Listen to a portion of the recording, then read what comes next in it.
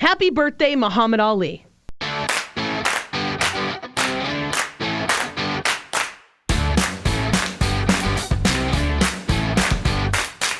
You were a humanitarian, an athlete, a man who confused me at times in my youth, but you were a paradox that you chose for yourself.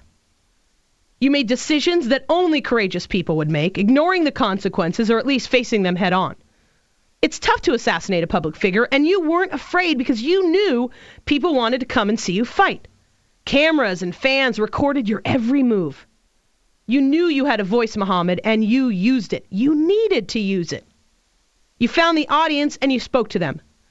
It was a personal revolution that you shared with those that would hear your words and that would really actually understand it. When we talk about it, you've got it, Mr. Ali.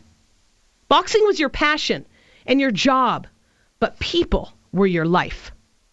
You watched the struggles that people of all races and cultures were going through. You lived it yourself. You made it your main purpose to do something about the atrocities happening to the real people around you. I didn't always agree with your words, and I still don't, but I respected, and I still do, your courage to voice them. You gave yourself away for the good of the rest of us. You made all of us think you were just a cocky fool, just so we would look at you. You knew that once everyone was looking, we would listen. You shouldn't have had to make yourself a jerk, but you knew you did.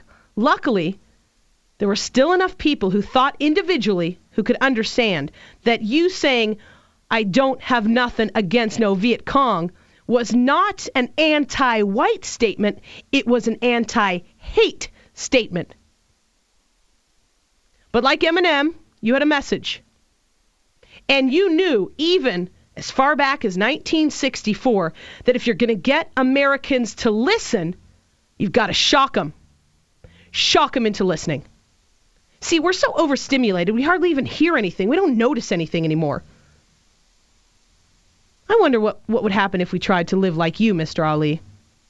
You don't have to be a star to make a difference. When you have America's ear, hit them with the real stuff, the real life stuff. Living life as a walking paradox isn't easy when you're not Ali, and it probably wasn't for you either. But there's no price tag you can put on seeing the facial expression change on an ignorant person who thought you were just another hothead. I know you weren't another hothead because I was listening, and I still listen. And I remember your words from the past that directly relate to our world today. Thank you. Thank you, Mr. Ali, for giving me the chance to learn from your examples, some of your examples. I guess I'm not afraid of what comes next. I only hope I can handle it with dignity and face my adversity and mistakes the way that you have. Happy birthday, Mr. Ali. You made a difference.